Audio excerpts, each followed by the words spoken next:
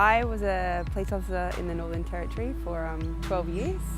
And I worked my last 12 months up there in remote Indigenous communities as what was called a community engagement officer. So I still did a policing role, but more so focused on the community and building that relationship between the community and the police. I really enjoyed that role and probably was the most rewarding out of my whole time in the Northern Territory Police Force.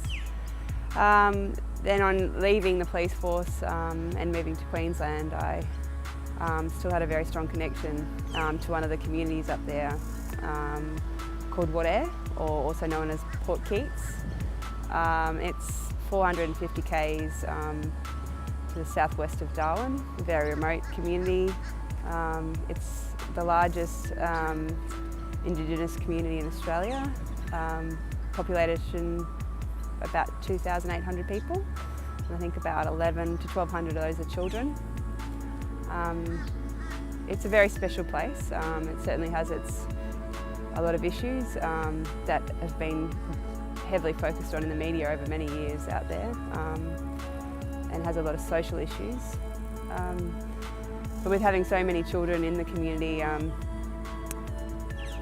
yeah, I felt a strong sense that it was a time to change my career, but I still wanted to be involved and still wanted to make a difference.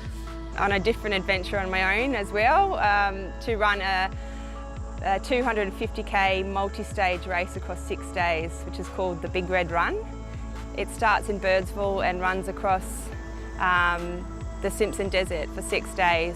So I'm bringing a group of girls with me on this adventure and having them run alongside me for them to experience, I guess, to give them the opportunity to know that outside their community they don't really have that picture, because a lot of them have never been outside. A lot of them haven't even travelled to Darwin, which is 480 k's away.